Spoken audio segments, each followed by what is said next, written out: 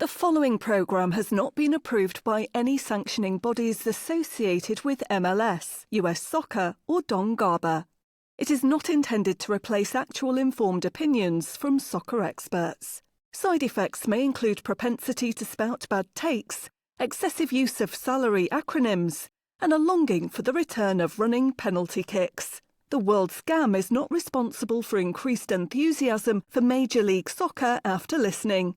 Enjoy at your own risk.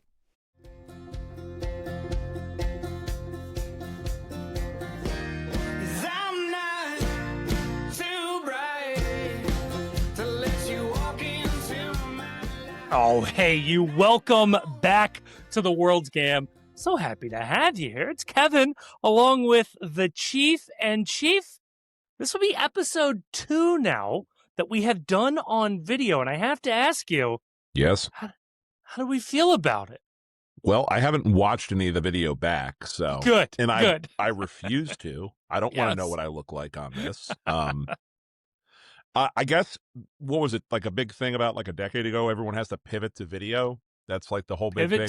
Pivot to video. And I'm not a video guy. Have we had this conversation before? Like, Ooh, I don't know. So the surest way for me not to consume content is if you send me a link and say, hey, this is a really interesting YouTube video. Like, I'm not going to do it. Now, if you send me an article that I can read, then that's a different story, because, you know, I can do that in my downtime. I can read the article while I'm, you know, just sitting around, like killing 5 minutes in between projects at work where I'm just taking a little mental break, or, you know, on the can, you know, where it just, you never want to be that guy where somebody walks into the men's room and there's a video playing in one of the stalls. That's playing out loud. It's only second worst to the guy on the phone. The guy on the phone. The and phone is always worse. Tough. Yeah, the phone is always worse. And I assume the FaceTime is worse than that. I just can't prove that I've ever been in a bathroom with somebody FaceTiming from the John. But God, I hope not. that did happen. Good on you. Oh. You must have a great relationship with whoever it is you're talking to on video. But I rarely find myself in circumstances where I can just sit and watch a video. Yeah. Now, you write me an article?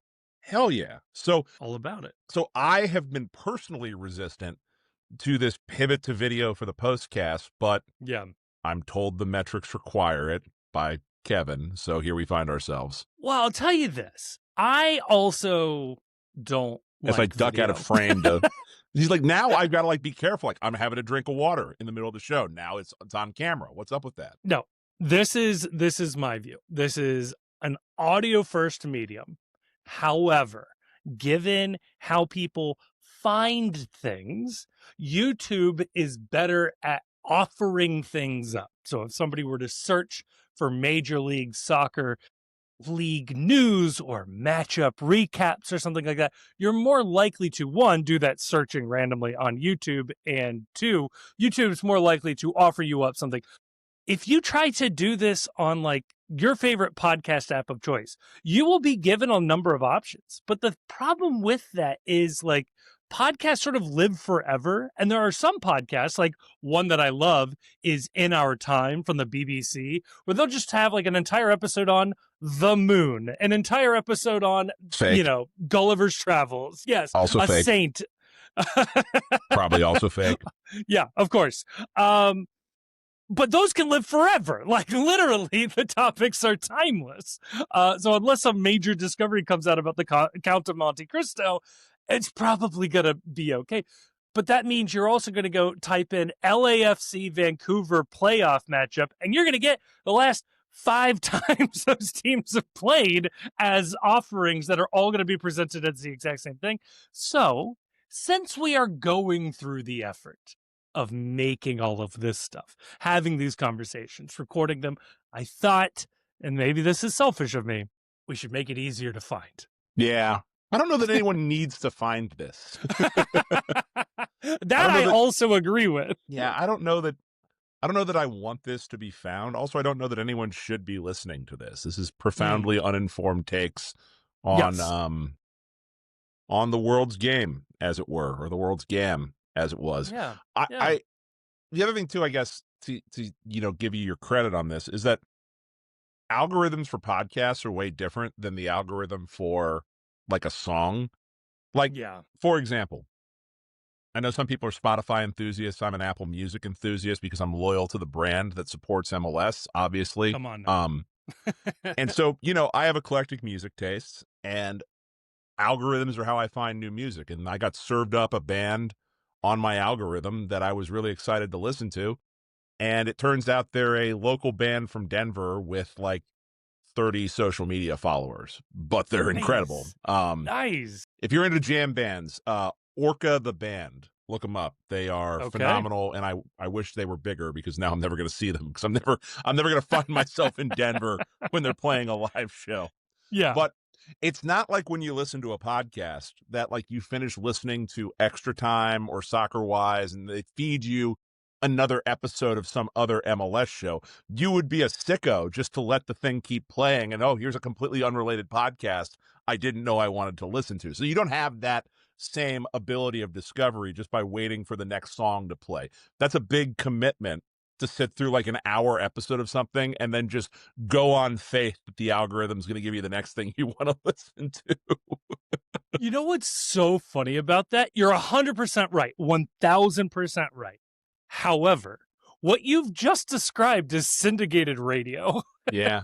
Now, it's not an algorithm per se, but it's, Right. a program director or whoever has decided this programming will flow well into this one. We'll have this show, this host. Right. You liked Rush Limbaugh. Stay tuned for Sean Hannity. Right. They're not going to hard pivot to Air America and think, No. you love politics, so you're just going to stick here. Here's the Socialist Radio Hour. That wouldn't right. be syndicated. That would be on NPR. Everybody knows that. No, it's Jacobin Radio Hour. Thank you so much, sir. The Jacobin Radio Hour. Today we're going to talk about the destruction of the capitalist state. Our guest today goes by just the name Tree. Exactly what that podcast and that show is like. You have nailed it. And yeah, there's like 45 producers for the one host. It's always good. It's always a good time. So Chief, I say all of that to say moments before it's playoff fever, baby. That's what we're hearing right now. It's playoff fever. What better way to start off a playoff? We have conference finals matchups, but instead, we're leading off talking about algorithms. But we shouldn't bury the lead any further. We have conference finals set, and I want to start before we get to the conference finals matchups with just talking a little bit about how we got here, because I had the thought, and I think we all did when we recorded the last episode of the World's Gam, that the Vancouver LAFC match had the potential to be one of the greatest MLS matches of all time in terms of stakes, star power, and just everything surrounding it. 50,000 people plus at BC Place. Is it possible that actually delivered on the hype? It is so rare that a game, especially it feels like with soccer, is hyped to that point and then lives up to it. Like the 2022 World Cup final was pretty damn close to that. And like, you might have like a favorite Champions League final over the last 10 years. I was about to say the Champions League finals, like no matter how much I look forward to the matchup, the game almost universally under-delivers. Yeah. But this one, like, and what was amazing was everything that you were excited about it is what came true. Like, you were excited about star power showed up. You're excited about the venue and the crowd and the city buying in. They absolutely did that. Bananas. Was it going to be just a clash of, beautiful attacking soccer and dominant, ridiculous counterattacking soccer? Yes. And both teams got to demonstrate. They each took a half to sort of demonstrate the best versions of themselves. And it had it wasn't just a they score, he scores, they score, he scores. It was one team had to rescue the match from death. and then you get late stoppage time heroics to send the match to extra time, and then you end So up good. with the home team defending against all odds, down players on the field, last ditch, holding on, getting the match to penalties, and then winning on penalties. The only way this could have been better, legitimately, is I thought that for all of the build and for all of the incredible drama that the first 120 minutes provided of this match, it was a pretty poor PK shootout, which It like really was. I was watching and I was just looking forward to, you've got Hugo Lloris on one side, who's just everyone knows the name, star power, known the world over. On the other side, you've got Takioka, who has legitimately turned heads this year with how well he has played. I was waiting to see which one of these two guys is going to be the hero in the shootout. And the answer was nobody, because there were just some poor PKs that got taken in this shootout. Oh, Mark Delgado just skying it was just like the worst thing ever. And I hate to say it, but like for me anyway, Son missing the first penalty takes a little bit of the shine off of him saving the match. Like, No, you can't do that. No, saving the match is unreal. That was unreal. That goal. It was amazing. I think for this game to have lived up to the hype, that should have been like the game winner, right? And then it's like a walk-off win, and it's incredible. Yeah, it does sort of end with a wet fart of penalties. Little bit. Is the skying the PK the worst way to miss a PK? I think so. Like, would you rather your player skies the PK or the keeper saves the PK? I'd rather the keeper save the PK, because here's the thing. If you get it on frame and you hit it with any degree of pace, you are at least offering up the possibility that the keeper will jump the wrong way, right? Like, so you can have a poorly placed shot, like it's too close or it's not, it's not high enough. The keeper, if they dove that way with their arm up, would absolutely be able to save it. But you're at least throwing it to chance that they jump the wrong way, right? Yeah. Skying it, or even like kicking it too far to either side, you were never going to score that. I'd rather the keeper save it. Yeah, so if I had to power rank it, I think that the worst outcome is the sky. The second worst outcome is the post. The third worst outcome is the save. Now let me offer up a fourth option. I guess slipping and like missing the ball entirely, or just tepidly kicking over the top of the ball and it just rolls slowly towards the goalkeeper. Right. That would be pretty bad too. An utter mishit, sure. How do you feel about the attempted Panenka that is then saved? I'm not even mad. I'm more impressed. That's how I feel. Thank you for trying. No, I'm impressed by the balls of the keeper to just stand there, because that's a good point. Betting on the Panenka is one of those things where if that doesn't work, you look like just the dumbest dude on the planet. You're just standing there with your dumb face as the ball just gets whizzed right by you. And it's such a good prisoner's dilemma where the higher the stakes get in the penalty shootout, right? So if it's MLS Next Pro and you've tied, 1-1 in the game, whatever, who cares? Try it, right? See what happens. You're in playoff time, cup final, World Cup knockouts, World Cup final. The higher the stakes get, the more the keeper's thinking, there's no way he's going to do it. And that means you've got to try it, right? Right. You have to try it. The other thing I want to see more of is I want to see more keepers attempting to do the basketball psych out in the middle of the PKs by yelling something just absolutely out of pocket at the person taking the shot to see if you can throw them off. Dane St. Clair did this multiple times, I think versus Seattle, where he's very, very loudly yelling to the ref, hey, if he misses it, it's over, right? If he misses it, we win. He wanted the clarification, right? Yeah, I would. The hell with knowing which way this guy goes, left or right. I want to know his girlfriend's name. I want to know his mom's name. Yep. I want to know who cut him at his first, youth league tournament. Like, I want to know all this stuff. I want to know the last time Coach Jeff was right. You don't have a Right. motor. You Yeah, can't no. do this. Especially in MLS too. It's like, hey, I guess that Premier League transfer just isn't in your future, is it? My God, yes. The trash talk you could make. Oh, you're still here, huh? Yeah. Oh man, I would have thought you'd be somewhere else by now. Well, you missed this. It's back to the USL, buddy. It was an incredible game.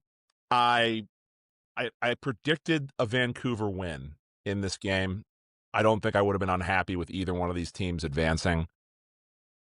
What's funny about this is that as good as this game was, equally as bad was the FC Cincinnati Miami game. And, spoiler alert, we do another podcast about Cincinnati. You can go listen to us be miserable about that. You can find a full hour and a half of us being miserable about that. But yeah. on the off chance someone is listening that doesn't also listen to isn't a sicko and listening to us be depressed on the other show.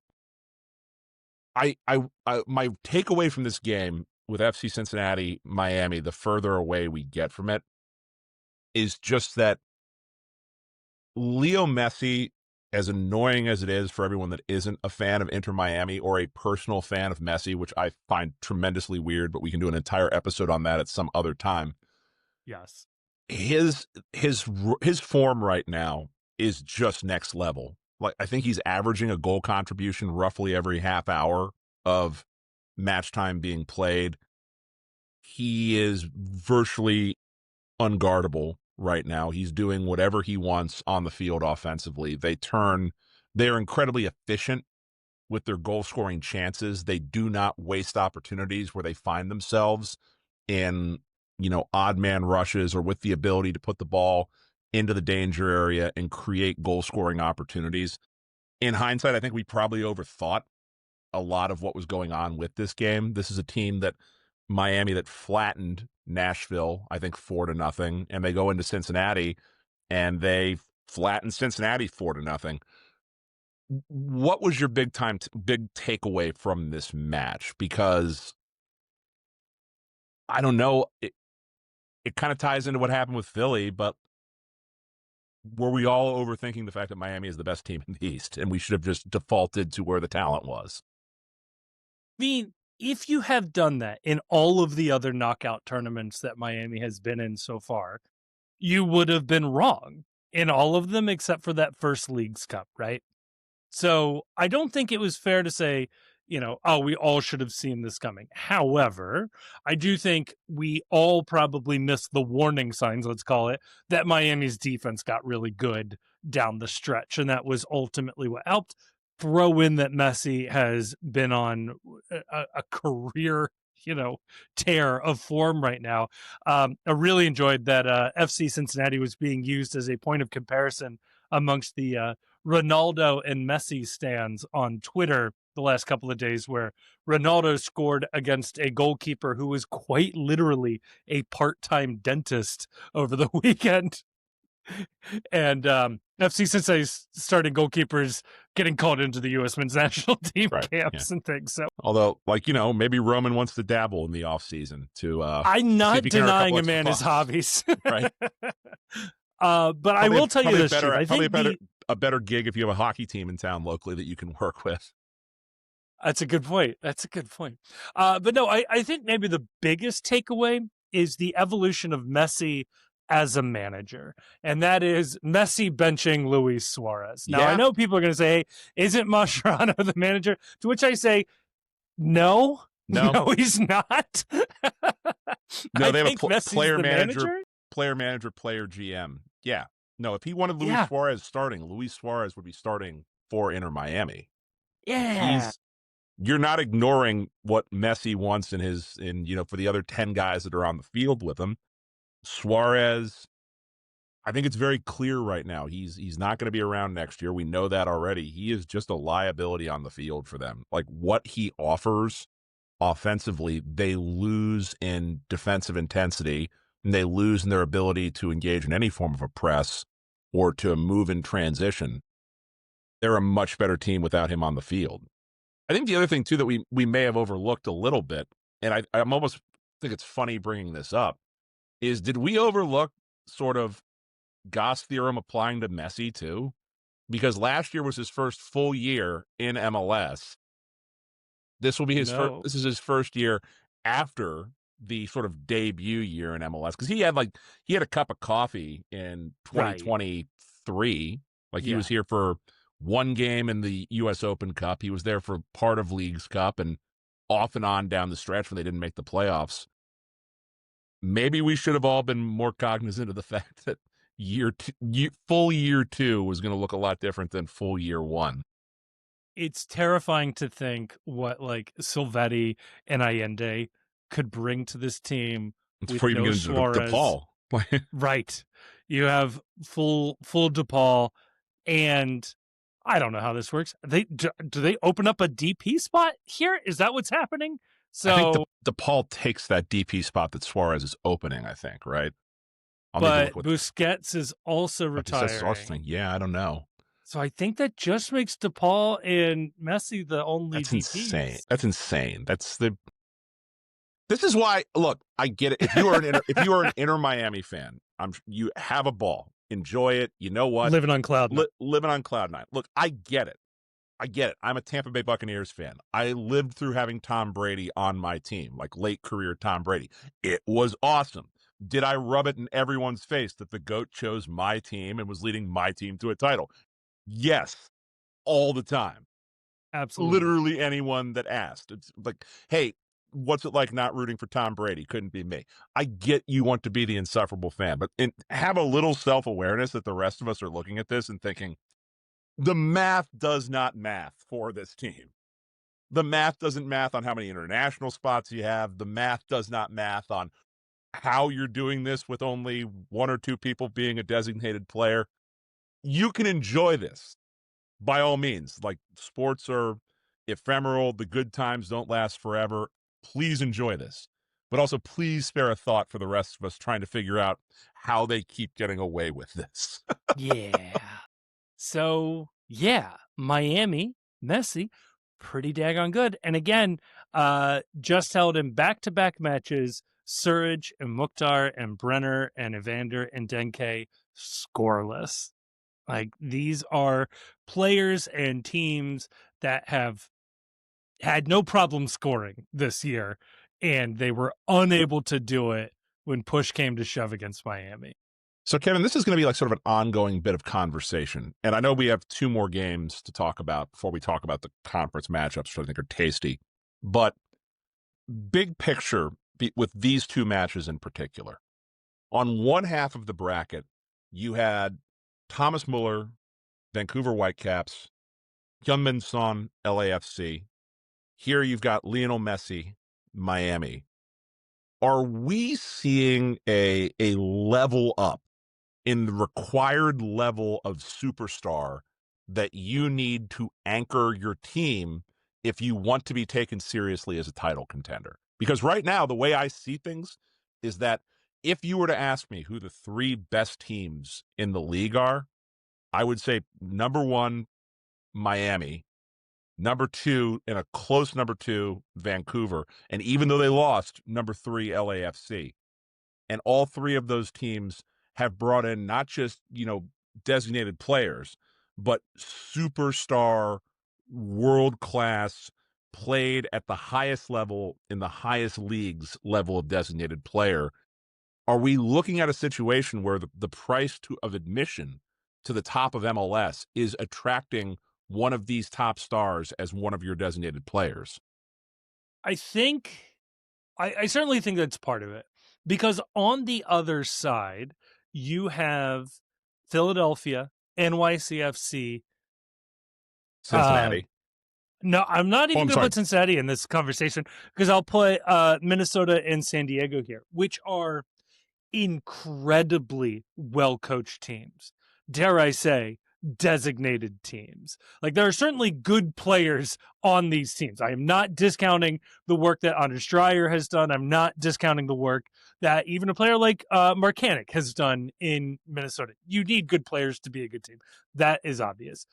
But I think that those teams are elite with their coaches. And in a way, we've always talked about the coach being sort of that fourth DP, Right. that if you can't get elite all-star, those 3 or even 2 DPs, depending on how you're doing it, you have to nail the manager. And there isn't a version of this where you have a pretty good manager and pretty good designated players and pretty good roster. That's not going to do it. You have to be elite at least one of those things. And sure, Jesper Sorensen and Mikey Vares were not like immediate top of mind, like, oh my God, it's Pep. It's, Right. and then Vares is right there, right? So no, it's not that. But in an MLS context, certainly is. These are the coach of the year candidates. I do think what NYCFC has done went under the radar because they had such a poor, slow start to the year. I think it masked how well they did down the stretch. I mean, coming into the playoffs, they were like the hottest team. They are down 3-4 of their best players, and But they play fine. They play a system and they understand what they're doing, and they're incredibly well coached. And Grayson has been banging this drum for NYCFC for a while now. I think got to going give him his back credit. back to September or late August, saying watch out for NYCFC.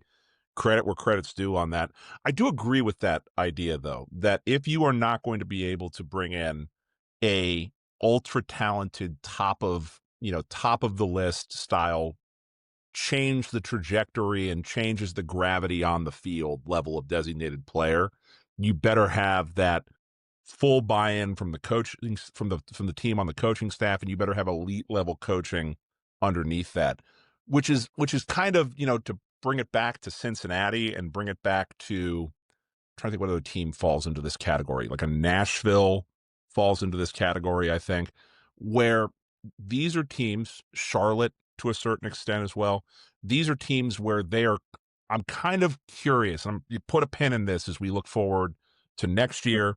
And then also, we say this, and every indication is the roster rules are going to change again for this 2027 sprint season and move to the winter schedule. But this is put a pin in it right now. Put a pin in this with the teams that are halfway in on both sort of categories, where I think we'd all agree BJ Callahan is a very good manager. I don't think we're calling BJ Callahan elite. I think we're all of the notion that Pat Noonan is a very, very good manager. I don't know that anyone's going to call Pat Noonan an elite manager. Maybe, the regular season record is what it is. And by the same token, I think everyone's going to say that Surridge is a great designated player. He's on a tier lower than Mueller, Son, Messi. Very clear second tier, lower level than that. Right. Kevin Denke, Gwen Evander. Great designated players on a level lower than those elite designated players we talked about earlier. When you are a team that is trying to build and do a hybrid of, we have good coaching and good designated players, I am just wondering now if that is as viable as a method, if you can't spend to get the big star in, or you're not going to commit fully to building a system around a coach that is an elite level manager, an elite level tactician, and using that as your way forward. I don't know. There's not enough data at this point to say one way or the other. I just think it's a very interesting phenomenon we find ourselves with, in who is advanced through the playoffs thus far and who finds themselves on the outside looking in pretty clearly. I don't know.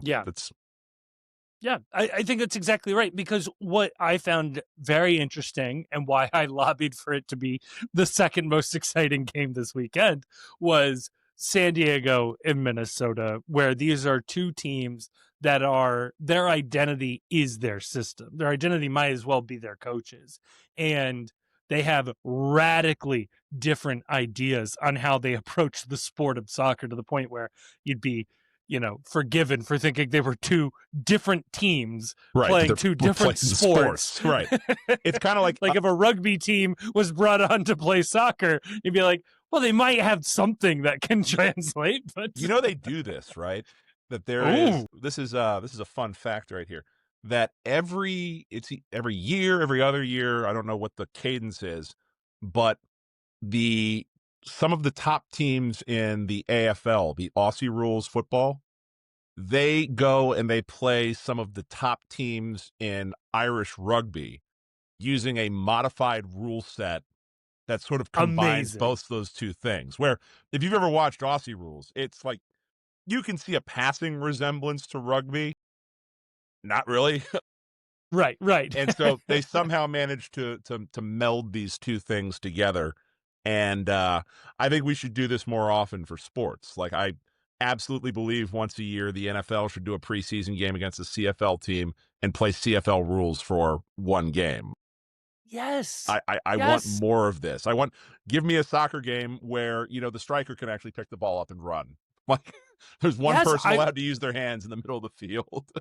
I want an NBA team playing handball. Like, that sounds exciting. That sounds fantastic. I'm all in on this. Give me an NBA team playing slam ball. Put the trampolines out there again. I want to see what I don't think you can afford his leg on a trampoline that he doesn't know how I was going to say, I don't think you can afford the insurance on an NBA team playing slam ball.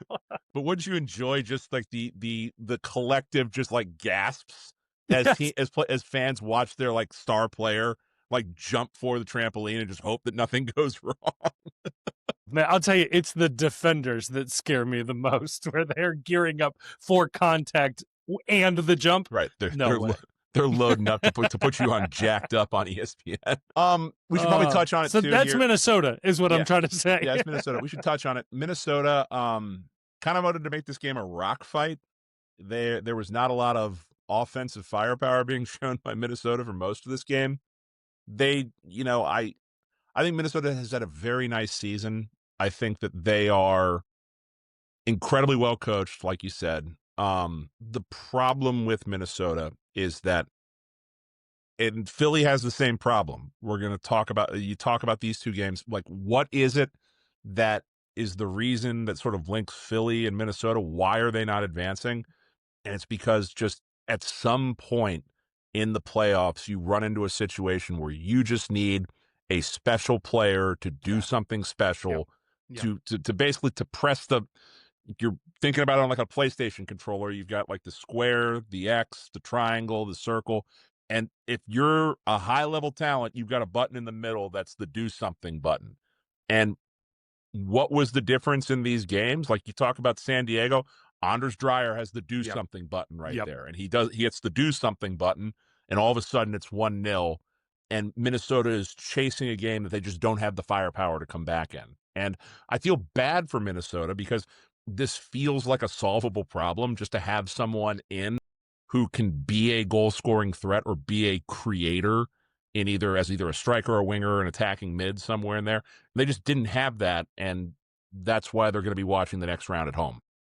Yeah, and Minnesota, very ironically, is the team that would, I think, most benefit from the calendar change, because they lose Tani in the late summer window, right?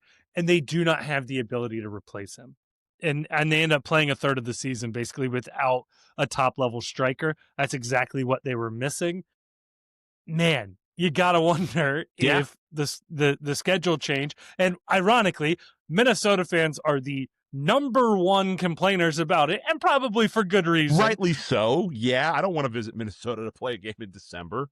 Oh, but in this exact season alone, they would have been the number one beneficiaries of that calendar change. Yeah, the calendar change giveth, and the calendar change taketh away. So, the last game, Philly, New York. You know what? It's Bradley Carnell ball, man. And I feel sorry for Philly Union fans. They've had a really rough go of it the last, we'll say, 5 to 7 days, if you will. Yeah.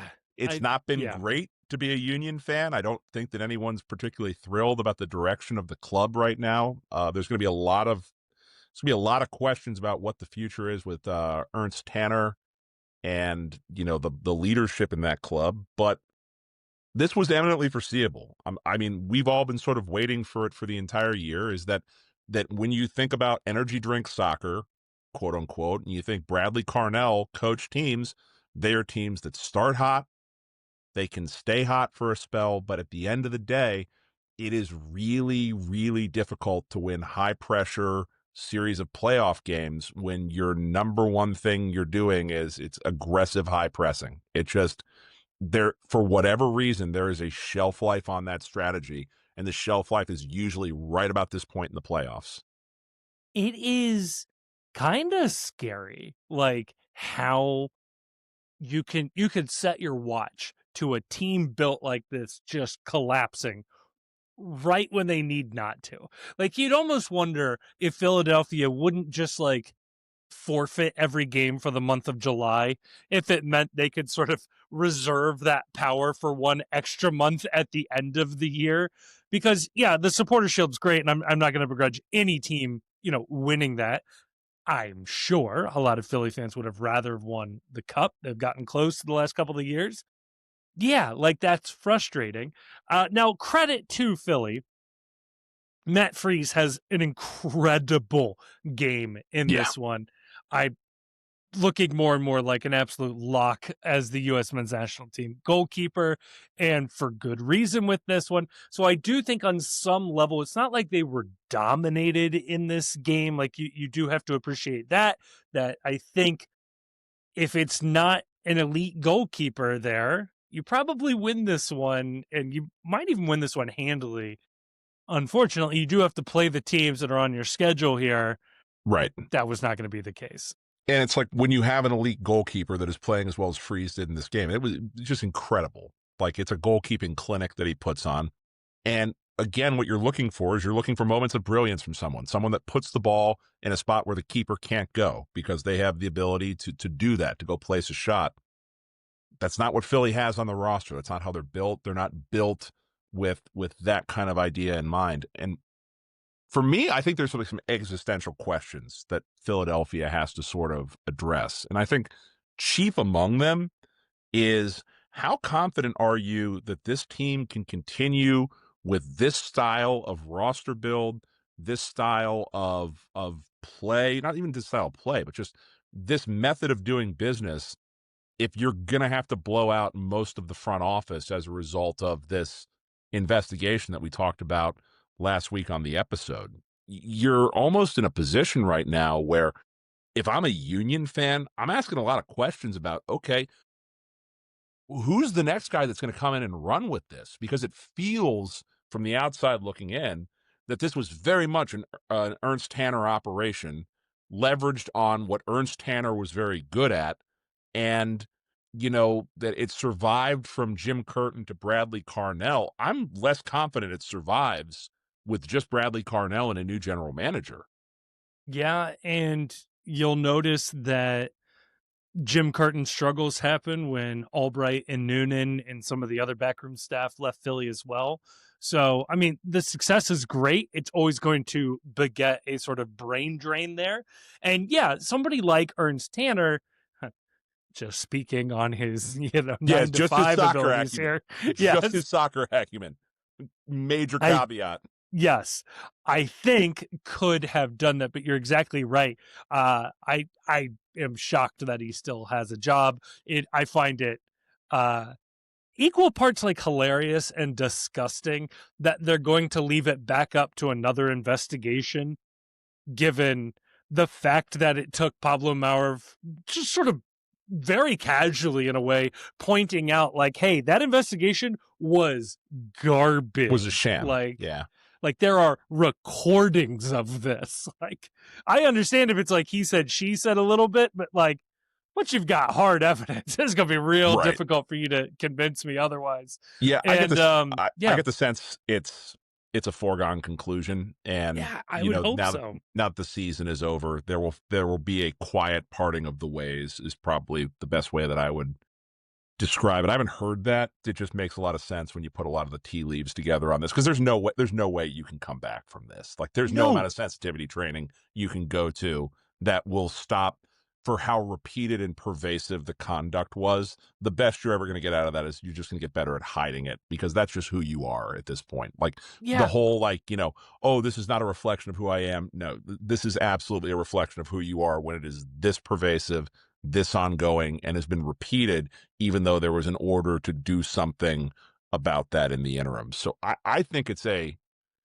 I think Philly Union's at an inflection point this offseason, and I think they really, really need to get this hire right because what they do is so difficult to sustain over the course of a long haul. This constant churn and replenishment with young players. And you look at other sports where this happens, and you have teams like the one that comes to mind is like the Oakland Athletics in baseball, where it was great when you had people that were geniuses in charge of the prospect line and evaluating young talent and running the academy, as it were, the farm system. It just takes Right. one person leaving or one thing going awry, and all of a sudden the entire house of cards falls over because you don't have the budget or you don't have the ability to fix when you start missing on prospects or when the academy starts to go sideways because you're not recruiting the right kind of talent into the academy. Yeah, and even if you don't know baseball, you might have seen the movie. The movie ends with him getting a massive move to Boston because the idea is, okay, you can be this smart, but like here's like a real budget. Right. Here, you can do all of this, but also you do not need to pick over the Right. scraps. Also, that movie Yeah, bothers yeah. me at like a real fundamental level is that like it portrays Billy Beane as this incredible brain who does all this great work. And the names that never appear in this movie are Barry Zito, Tim Hudson, and Mark Mulder. Like you had 3 top of the rotation starters. Anyone can look like a genius when that's your pitching rotation. Yeah. Also, Jonah Hill's character is the one who signed Deshaun Watson to the guaranteed contract in Cleveland. Sure is. That's a fun Yeah, fun fact. They're ready to tar and feather that dude in northern Ohio. But Chief, I'll tell you this: if I'm looking at this for what's good for the league, and I think like what's good for Philadelphia, I think what I would try to do here, if I'm Don Garber, let's say, If you or the are. ownership groups, and I am, I would be trying to leverage this second investigation into tying it to ownership because frankly, Jay Sugarman is not in a financial position to support this Major League Soccer team. His financial net worth was wiped out in 2009. Like the whole Chester, Pennsylvania experience was supposed to be so much more. The dude lost all of his money. Like there isn't Ernst Tanner covered up so much. And I think to an extent, Jim Curtin covered up so much of what was wrong with this and is wrong with this team that I think if they try to cheat their way out of this, they are going to be a bottom barrel team for it. And it may not be immediate, right? They have a lot of talent right now, and that'll sustain them. And Bradley Cornell is by all accounts a good manager. But 5 years from now, and before Ernst and Jim, they were one of the worst teams in Major League Soccer. I see that coming. And again, I don't know what the media situation is going to be in the future. Philly's not really a market you want being one of the worst teams. No, and MLS can't afford this on a number of levels. Not the least of which because they have problems in a lot of their bigger media markets. DC United since Wayne Rooney left has been terrible. Like they've been a non-factor. Chicago Fire are just now clawing back into relevance with Berhalter, but they were a drag on the MLS media ecosystem for a while. Huge market, Toronto. Toronto has been awful since the Italian experiment started. I mean, they've been awful with the exception of like a 4-year window where Josie and Giovinco and Michael Bradley were pretty good. Right. There's all these teams in major media markets where the league just needs to start minting fans. They need to start giving people a reason to come out and support these teams. And yeah, I'm worried about Philadelphia. That's a huge media market and a hugely important part of the country that you can't let that go die on the vine for a generation. It's not going to work out. That's a market that should be doing a lot more. It's already a market that should be spending more and should be investing more in the product on the field in terms of bringing in star players. I love what they're doing for the academy. I love what they're doing for youth soccer, but there's no reason you can't do that and also occasionally throw this wallet open and buy a player for the love of God. And yeah, Yeah, and I know why. You're exactly right on the ownership situation. Maybe it's a time, maybe it's a good opportunity for MLS to right size this. I don't know how they do that. But I feel bad for Philly fans because I don't wish what's about to happen to them on my worst enemy. So here's where we find ourselves with the Eastern Conference and Western Conference finals. It will be Inter Miami, I believe, hosting NYC FC in Miami. And then you will have the Vancouver Whitecaps San Diego hosting the Yeah. Vancouver Whitecaps. Did the MLS scriptwriters get it right, Kevin? I mean, you probably want Miami. Yeah, I guess they get to host, right? Like I think narrative wise, Miami beating the number one seed, maybe even on the road, would have been nice. But I understand you want Miami to host. You get the major media market in New York against them. Like you keep New York involved, but you don't play the game on a baseball field, which is a bad optics situation. Like if you're trying to Great point. broadcast this to the world for, all the Messi stands and the, Yep. people around the world to watch this, you don't want your product on a baseball field. So it's going to be a home crowd for Messi. Weather's But probably going to be really good in yep, southern but you Florida. give Miami a very weak NYCFC. Like, yeah, We Freeze keep is saying great. that, but like they keep winning games. Fair So enough. But you'd rather play them without their best players than with. yes, no even doubt even about if they that. do beat No you. doubt about that. So yeah, I think on that front. Now, ironically, I don't think you were going to have a winner in terms of like field conditions when it comes to San Diego and Vancouver. Well, I mean, Both, if you ask Hugo Lloris, there's a very clear winner. Which I'm sorry, going back to that a little bit. If you didn't yeah. hear this in the post game, Hugo Lloris had some very choice words about the BC Place turf, and I get it. Sure. Everybody hates turf. There's no one out there that loves turf. I think everybody would prefer to have their team play on natural grass. If you don't feel this way, you are an absolute sicko, and please do not invite me to any of your social gatherings. Shut up. When you lose a game, the dumbest complaint you can make is about the field conditions. I'm You sorry. got It's the negged what on one of those goals. You gotta shut up, man. right. The plastic pitch didn't do that to you. All right. Like I don't know what else to tell you. The plastic surface isn't at fault for this right here. They had to play on it too. All right. Nobody loves it, but y'all lost. Yeah. Shut up. Now, with San Diego, you had San Diego's own players complaining about the quality of their field after San Diego San Diego State University. Gosh, I had to think about like what do the letters mean. They hosted 2 games in 8 days. They had hosted a game just 2 days prior, and yeah, that field had seen some wear and tear. Now, funny enough, NWSL fans were aware of this because last year the San Diego Wave dealt with this all year. I think it's actually kind of funny that we wait until the conference finals that we finally see like the shit pitch that was there all year last year finally show up. Great timing for that, San Diego. Well done. I also don't understand, how does San Diego have a problem growing grass? It's the nicest environment in the United States of America. If you had to ask the average person, where will you find the best weather in the lower 48 states? The answer is almost universally San Diego. I was Yes. worried the team would struggle to draw a crowd because it's so nice outside. People can just do other things rather than showing up at a sporting event. That was the problem with the San Diego Chargers forever. Um, how are they having such a problem growing grass? This is like you telling me that that the turf at the University of Hawaii is bad. It's like it's fucking San Diego. Figure it out, man. I do wonder though, like there are so few college teams anymore, and especially pro teams that do natural grass.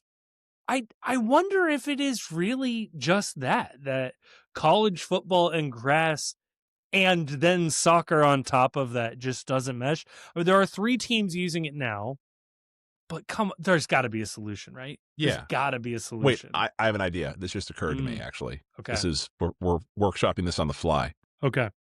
All right, hear me out. New league sponsor has already decided to put their names behind a stadium Yes. We need to get the Scott's Miracle Grow team. They've already bought the naming rights to lower.com field. We need to get them out to San Diego too and get them, get them feeding the lawn out there with the Irish actor that's on TV all the damn time. Why not? I mean, or Scottish, whatever. It's the same difference. Yeah. They'll get, like Irish people and country. Scots people get very angry at that statement, so it's okay. No. They're Scots-Irish. There you go. Now you got them all.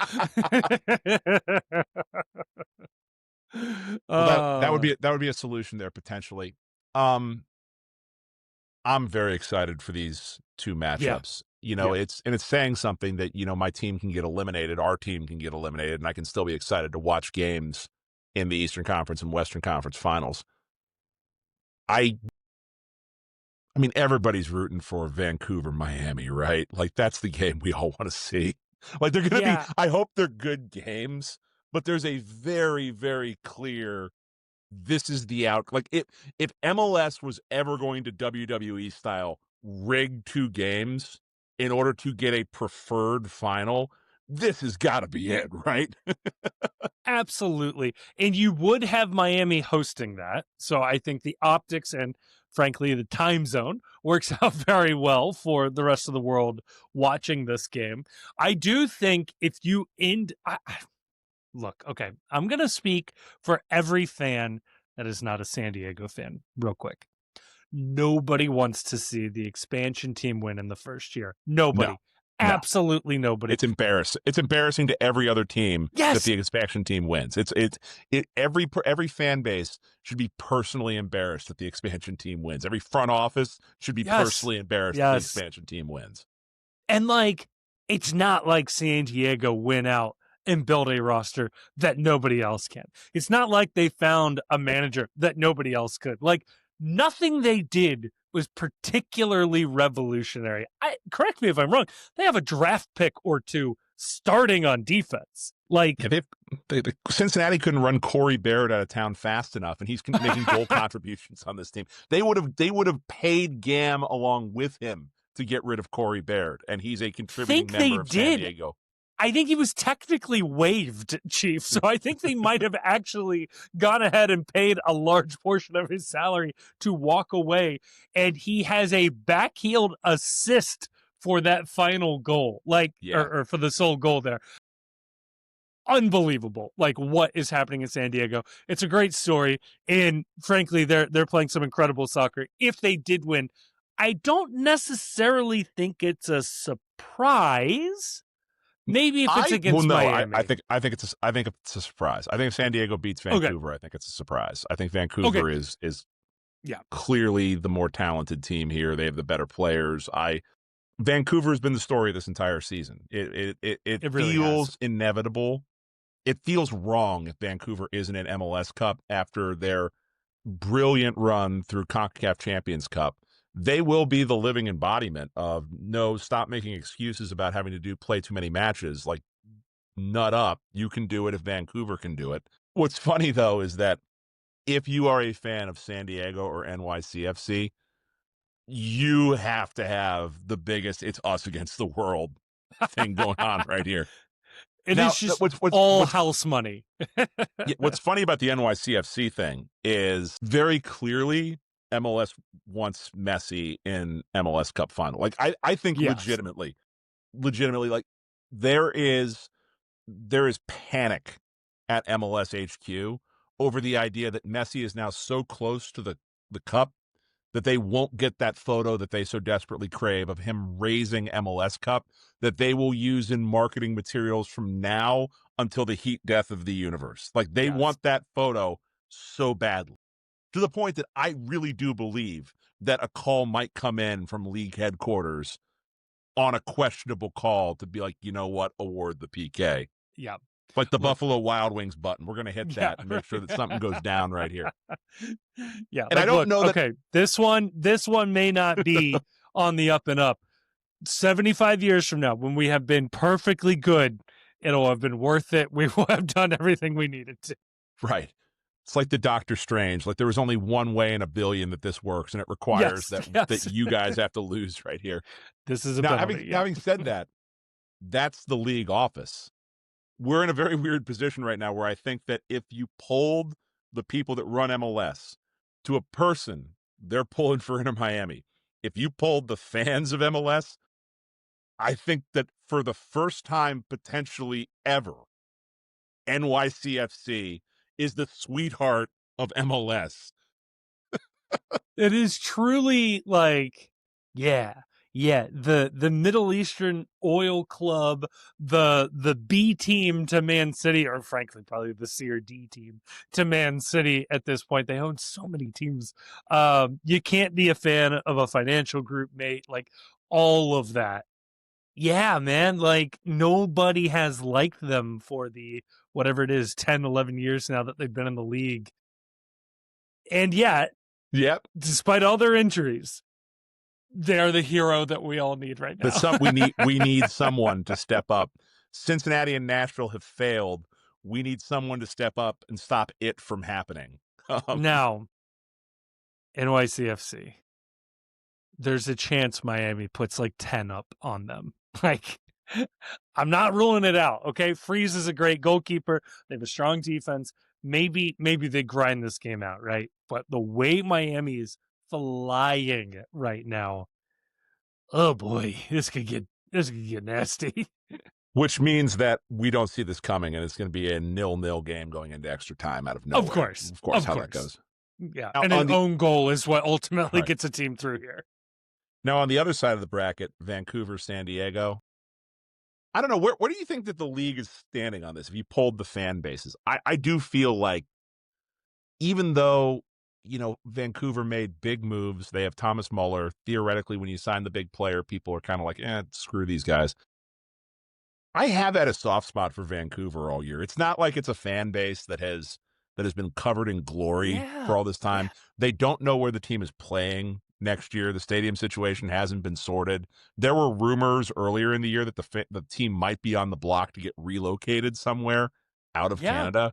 It seems like that's calmed down a little bit, which is good. I think Don Garber had some thoughts that they're going to be able to work a stadium situation out there in Vancouver.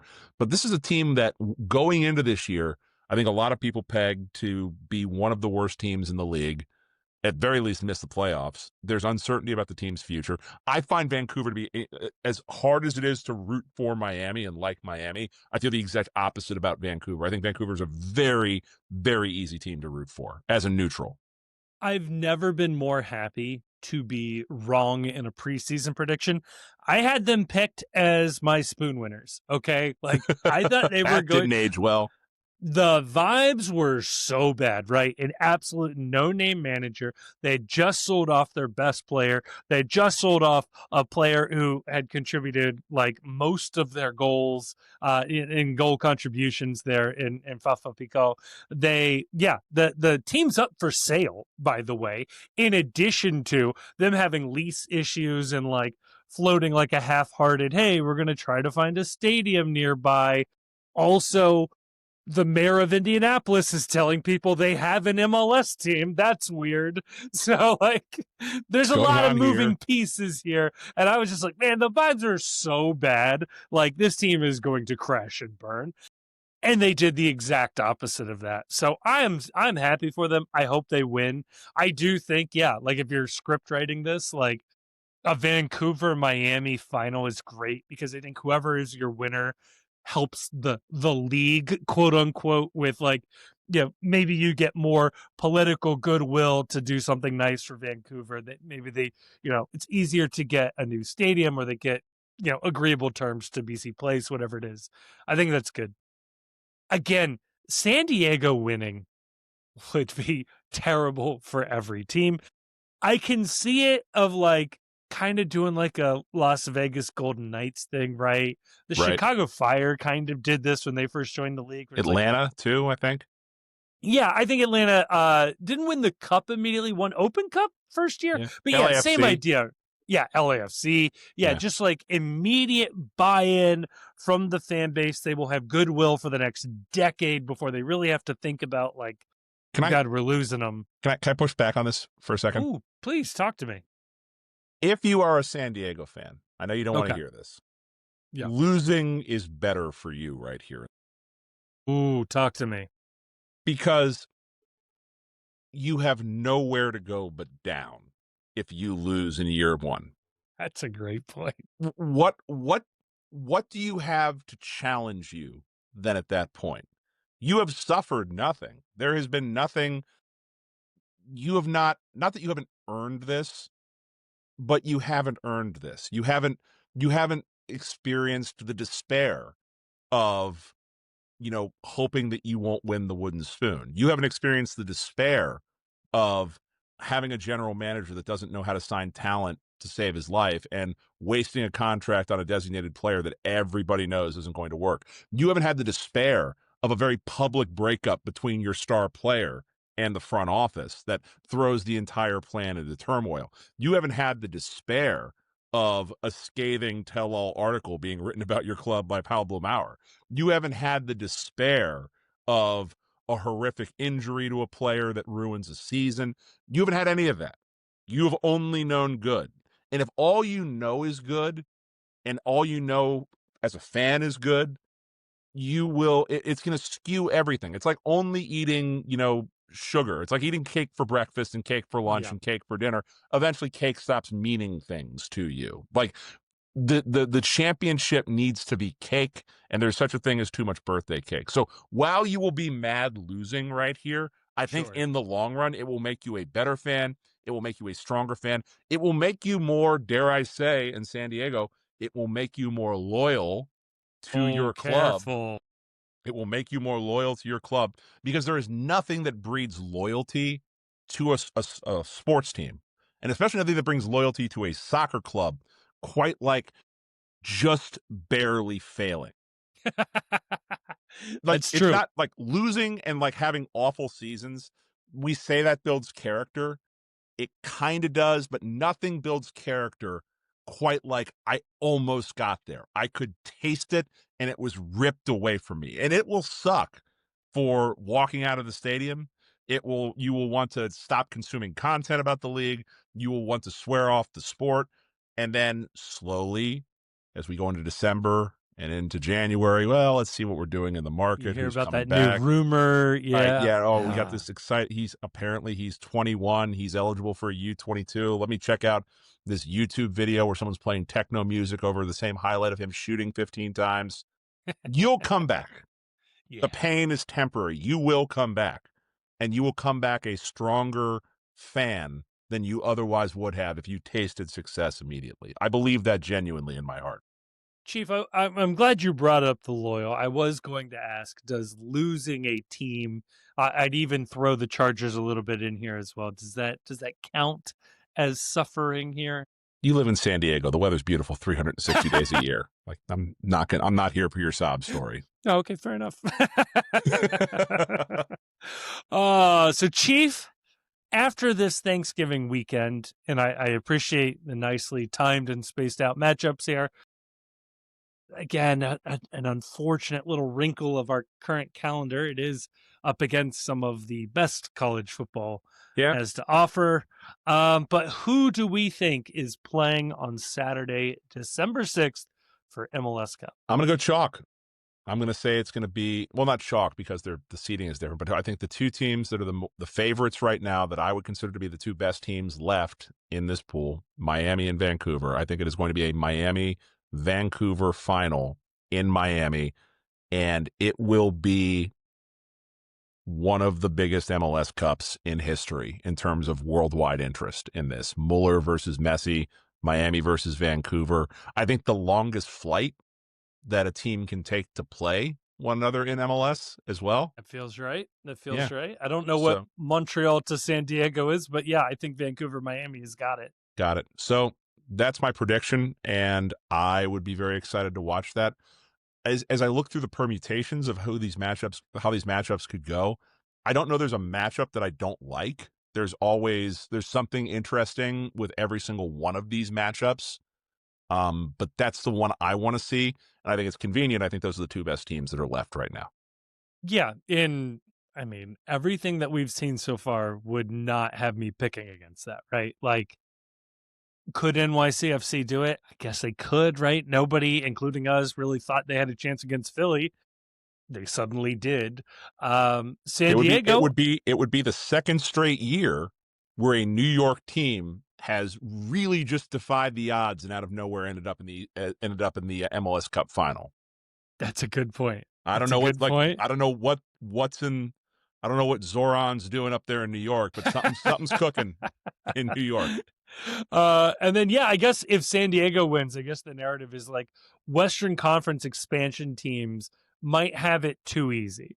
Like we saw St. Louis, we saw Austin before that, LAFC, now San Diego. Like we got to maybe handicap how much GAM they get or something. If there's a Western Conference, if there's a Vegas team or a Phoenix team at some point in the future, if Sacramento shows up, we cannot let them just waltz right into the final or take the number one seed, however it works out. So is that your prediction? Is that your prediction as well? Are we in agreement that we think it's going to be that? Yeah, I mean, I guess maybe it's better content if I tell you San Diego wins, but I really don't think that will happen. Yeah, I think Vancouver will win. I think of the two, I would be more likely to think I'm more likely to see a San Diego win. They're playing at home. I think that they're more talented than in terms of who they have left. I think NYC at full strength. I think it's a different game. It's a different game. Yeah. But I think of who I expect to play in these games. I think that San Diego gives Vancouver a better fight than I think Miami is going to get from New York. And that's not shade on New York. That's mostly just I think Miami is playing at a different level right now. Yeah, and I mean, you have the hosting as well. Like San Diego will host this game, so maybe you do give a little bit, a couple points back that way.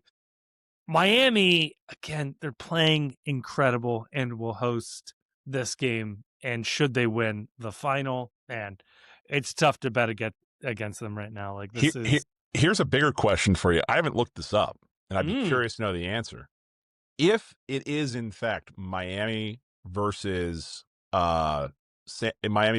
Vancouver in Miami for MLS Cup, have they investigated whether or not to move this game to the Dolphins Stadium to try and sell more tickets? I think the Dolphins play that weekend, right? I have no idea. I looked this up at one point. We're doing some live fact checking right here. Miami Dolphins schedule. They play December 7th. Were they at home on December 7th or are they on the road on December 7th? They're on the road. Okay. Against the Jets. All right. So I don't know. Like they sold 50,000 tickets at BC Place for a normal ass game between Sun and Muller. You would have to think that if you have Muller versus Messi for MLS Cup final, that you can sell more than whatever, what do they call it? Drive Pink Stadium or Chase Field or Chase Field. Yeah, it's something like that now. Yeah. They change it up. The fake temporarystadium.com. Yeah. Lower.com, actually. They bought the rights to the Miami one. They upgraded. In the lower 48 right here. They went down. So that's the finals. Kevin, I guess we'll be back next week to have some previews of that, talk a little bit about what went on. Maybe Grayson will be back with us. Anything else for the fine people? I want to end on my note by saying happy Thanksgiving to everyone. Happy Thanksgiving. Incredible, except for the people in Canada, the Vancouver fans. I'm sure you celebrated Thanksgiving at some other time that I can't be bothered to look up. Months ago, I think, is how that works. Good job, on that. But genuinely thankful for everyone that listens to this show. It's been our first year doing it. If you've liked it, share the word, spread the word. We're trying to have some fun with this, but genuinely thankful to everyone that has reached out on social media and elsewhere to tell us thoughts, feedback, stuff they hate, stuff they like. We appreciate every single one of you. Kevin, do you want to try and say that you're not appreciative of people at the end of the show? No, I'm actually very annoyed that people keep listening because every time download number go up, I feel obligated to keep doing this. If download number would ever go down, we could all stop and I could have some free time back. So yeah, please knock it off. Yeah, stop listening, whatever you do. And whatever you do, bring back the Tampa Bay Mutiny and release the tapes.